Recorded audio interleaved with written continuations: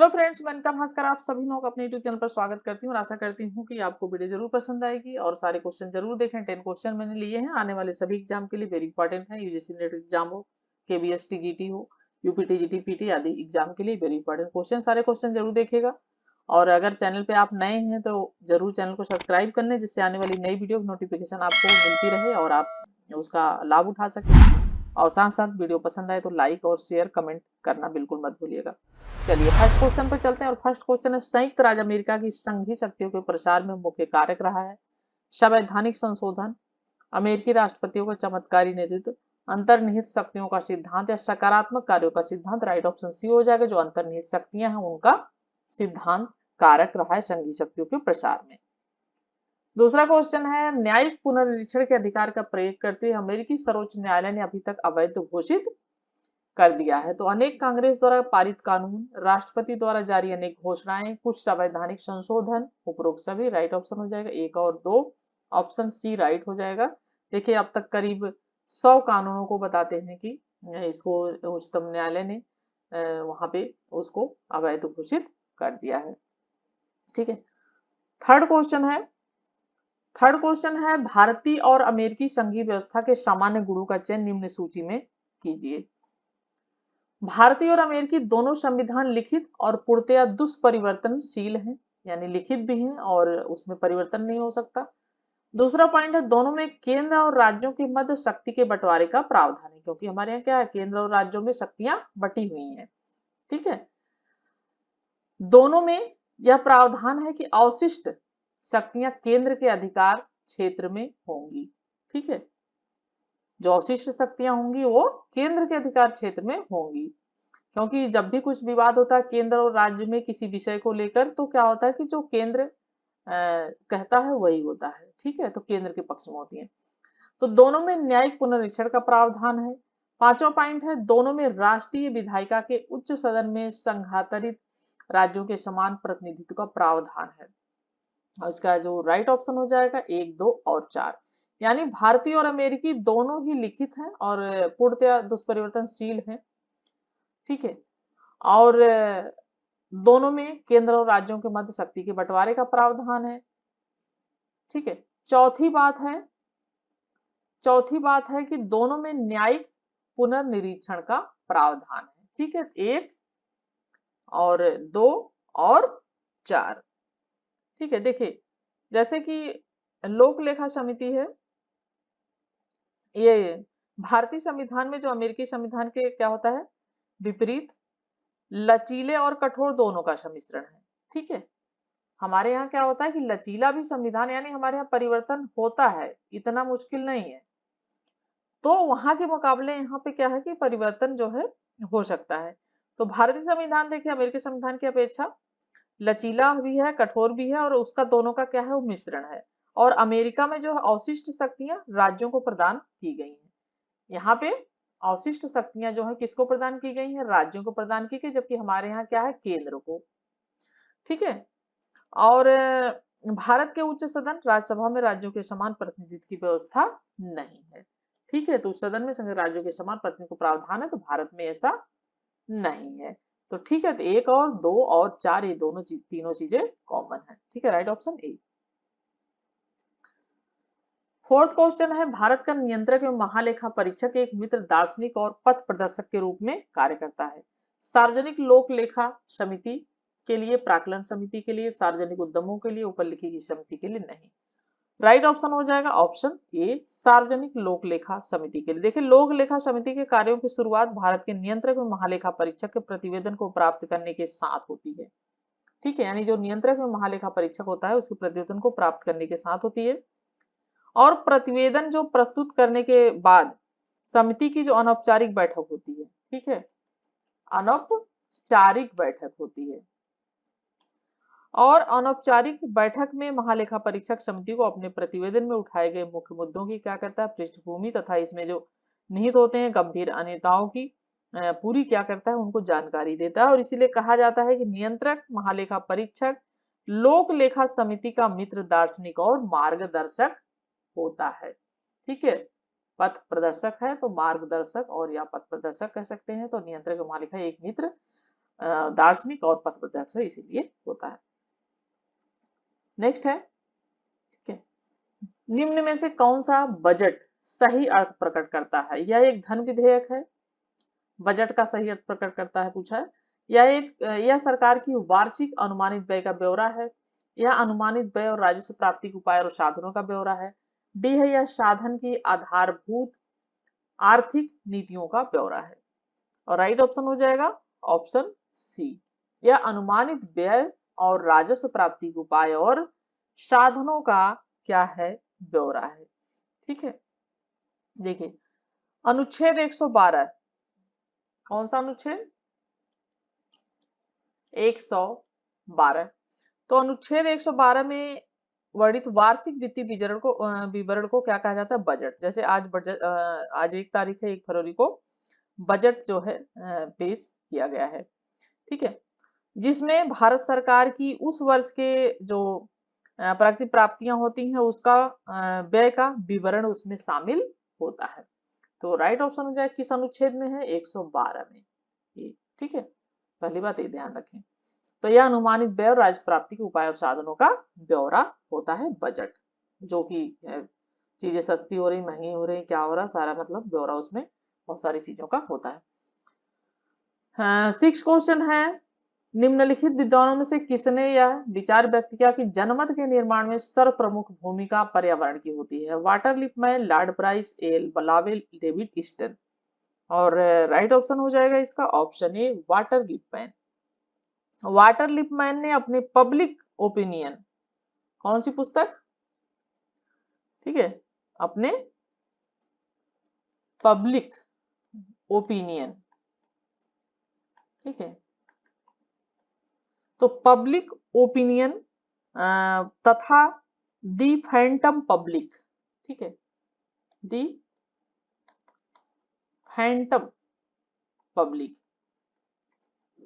ठीक है, दी Phantom public और पब्लिक ओपिनियन के अध्ययनों में नाम जो है इन्होंने जनमत निर्माण के तथ्य को उस परिवेश से जोड़ा है जिसमें लोग रहते हैं। किसमें जोड़ा है?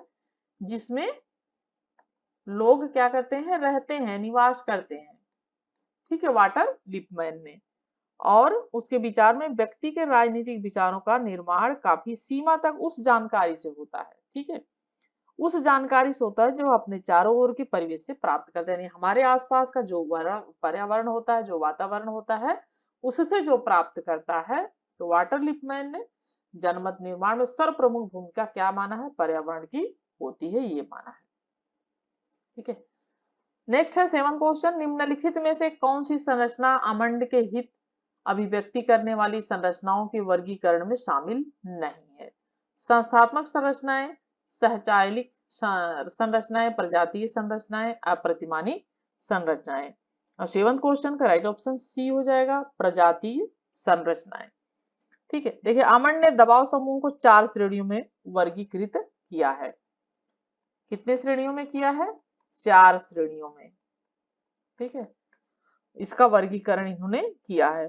पहला क्या है? संस्थात्मक। दूसरा है असमुदायात्मक। पहला क्या है? ठीक है, पहला है संस्थात्मक, दूसरा है इसमें असमुदायात्मक। ठीक है, असमुदायात्मक। तीसरा क्या है? असमुदायात्मक समूह। ठीक है, असमुदायात्मक समूह। ठीक है, चौथा क्या है? समुदायात्मक है, समुदायात्मक। ठीक है, तो 4 श्रेणियों में इन्होंने विभाजित किया है, संस्थात्मक, असमुदायात्मक, ठीक है, पहला संस्थात्मक, दूसरा असमुदायात्मक, फिर प्रदर्शनात्मक, ठीक है, या चमत्कारिक कह सकते हैं। ठीक है, एक ये हो जाएगा प्रदर्शनात्मक। ठीक है, प्रदर्शनात्मक लिखना था यहाँ पे, ये है प्रदर्शनात्मक। ठीक है, और जो है ये समुदायात्मक। ठीक है, ये 4 प्रकार का इन्होंने इसमें बांटा है। ठीक है, और असमुदायात्मक समूह के अंतर्गत प्रजातीय संरचनाओं को शामिल किया जा सकता है, किंतु अन्य संकीर्ण आधार पर बनने वाले दबाव समूह भी इसमें शामिल हैं। और प्रदर्शात्मक समूह को ही अप्रतिमानी संरचनाएं कहा जाता है। ये किसे कहा जाता है, किसको कहा जाता है ये, ठीक है, किसको कहा जाता है, प्रदर्शनात्मक समूह। जो ये है ये प्रदर्शनात्मक, ठीक है, प्रदर्शनात्मक समूह, इसको प्रजातीय रचनाएं कहा जाता है। ठीक है, right option option C. 8 question है, राज्य की उत्पत्ति से संबंधित अनेक सिद्धांत है, निम्नलिखित में से कौन सा सिद्धांत अधिक बुद्धिसंगत एवं वैज्ञानिक है? ऐतिहासिक अथवा विकासवादी सिद्धांत, दैविक सिद्धांत, शक्ति सिद्धांत, या डी है सामाजिक अनुबंध का सिद्धांत। और राइट ऑप्शन है ऑप्शन ई, ऐतिहासिक अथवा जो विकासवादी सिद्धांत है। देखिए, राज की उत्पत्ति को समझने का प्रयत्न उदारवादी और मार्क्सवादी दोनों ने ऐतिहासिक, ठीक है, ऐतिहासिक और विकासवादी सिद्धांतों द्वारा किया है। उदारवादियों ने इसे रक्त संबंध, उदारवादियों ने क्या, रक्त संबंध, धर्म, सामाजिक प्रवृत्ति इत्यादि पर इसे परखा है। तो मार्क्सवादियों ने इतिहास की अलग ही व्याख्या इन्होंने मार्क्सवादियों ने की है। ठीक है, तो राज्य की उत्पत्ति संबंध अनेक सिद्धांत है, लेकिन सबसे अधिक बुद्धिसंगत सिद्धांत और वैज्ञानिक सिद्धांत माना जाता है ऐतिहासिक और विकासवादी। यानी ऐतिहासिक सिद्धांत के अनुसार माना जाता है कि धीरे धीरे आवश्यकता के अनुरूप जो है राज्य का उत्पत्ति हुई है, उसका धीरे धीरे आवश्यकता महसूस हुई, उसका विकास हुआ है, उसकी उत्पत्ति हुई। तो ऐतिहासिक अथवा विकासवादी सिद्धांत। और लेक्चर वीडियो भी मैं जो कराती हूँ पॉलिटिकल थिंकर्स की, उसको भी जरूर देखने, प्लेलिस्ट में जाएंगे आपको लेक्चर वीडियो मिल जाएगी, क्योंकि तो अच्छी तरीके से डीपली नॉलेज हो जाएगी, जिससे आप भूलेंगे भी नहीं। ठीक है, तो जरूर लेक्चर वीडियो भी देखा करिए। 9 क्वेश्चन है, गार्नर गणराज्य के 4 तत्व बताता है, निम्नलिखित में से कौन सा वह तत्व नहीं बताता है? जनसंख्या, भूभाग, संप्रभुता, मानव अधिकार। ठीक है, कौन सा तत्व है जो नहीं बनाता है? वो है राइट ऑप्शन डी, मानव अधिकार। देखिए, गार्नर ने, ठीक है, गार्नर ने राज्य की परिभाषा किस प्रकार से दी है? राज्य मनुष्यों का वह समुदाय है। गार्नर कहता है कि जो राज्य है मनुष्यों का, ठीक है, वह समुदाय है। ठीक है, नोट भी कर सकते हैं आप, और जब भी वीडियो देखें तो रजिस्टर और पेन लेके बैठे, जिससे जो जरूरी चीजें बताऊं उसे नोट भी कर लें, आपका नोट्स भी तैयार हो जाएगा। तो गार्नर ने राज्य की परिभाषा कुछ इस तरीके पर दी कि राज्य मनुष्यों का वह समुदाय जो संख्या में काफी हो, यानी संख्या में क्या है, अधिक हो, काफी हो, और जो निश्चित भूमि पर बसे हों, यानी भूमि पर बसे हों, जो निश्चित भूमि पर बसे हों, ठीक है, तथा जिनकी अपनी संगठित क्या हो, संगठित जिनकी अपनी सरकार हो। ठीक है, जिसकी आज्ञा का पालन लोग सहज भाव से करते हो, ये नहीं कि दबाव डालकर, जिसकी आज्ञा का पालन लोग कैसे करते हो, सहज भाव से, सहज प्रवृत्ति से करते हो। और इस परिभाषा में 4 तत्व हैं, जनसंख्या है, भूभाग है, सरकार है तथा संप्रभुता है। ठीक है, तो जनसंख्या, भूभाग, संप्रभुता और क्या होगा, सरकार। ठीक है, मानव अधिकार की बात नहीं करता है। ठीक है, तो गार्नर ने 4 इसके जो है तत्व बताया है, और वो है जनसंख्या, भूभाग, संप्रभुता और सरकार। ठीक है, 10th और लास्ट क्वेश्चन है, निम्नांकित में से कौन सा राजनीतिक विज्ञान में अध्ययन का परंपरागत उपागम है? व्यवहारवादी उपागम, संगठनात्मक प्रक्रियात्मक उपागम, व्यवस्था उपागम, संगठनात्मक उपागम। ठीक है, और 10th क्वेश्चन का जो राइट ऑप्शन हो जाएगा ऑप्शन डी हो जाएगा, संगठनात्मक उपागम। राजनीतिक विज्ञान के अध्ययन के पारंपरिक जो है उपागम है, दार्शनिक उपागम है, ऐतिहासिक उपागम है, कानूनी उपागम है, और संगठनात्मक है, संस्थात्मक उपागम है। राजनीतिक विज्ञान के अध्ययन के आधुनिक उपागम भी है। और व्यवहारवादी, उत्तर व्यवहारवादी उपागम है, व्यवस्था सिद्धांत है, संरचनात्मक प्रक्रियात्मक उपागम, संचरण उपागम, बहुत सारे इसके उपागम है, इनके कौन सा राजनीति विज्ञान में अध्ययन का परंपरागत उपागम है, तो है संगठनात्मक उपागम जो है वो परंपरागत उपागम है। और यहीं पे 10 क्वेश्चन कंप्लीट हुए। आशा करती हूँ वीडियो पसंद आई होगी। पसंद आए तो लाइक शेयर कमेंट करना मत भूलिएगा। चैनल पे नए हैं तो सब्सक्राइब कर लें। नेक्स्ट वीडियो में फिर मिलती हूँ, तब तक के लिए आप सभी का धन्यवाद। Thank you for watching video.